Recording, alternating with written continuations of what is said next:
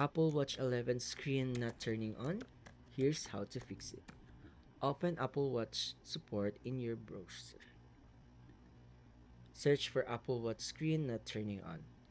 Apple explains that this is usually caused by sleep settings, battery issues, or software glitches.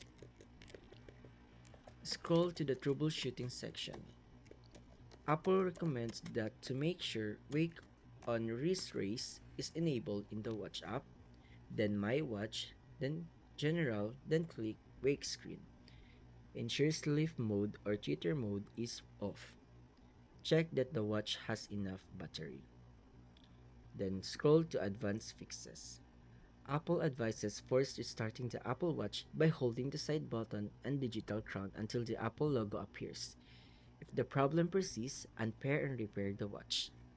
Following these steps resolve the most screen issues.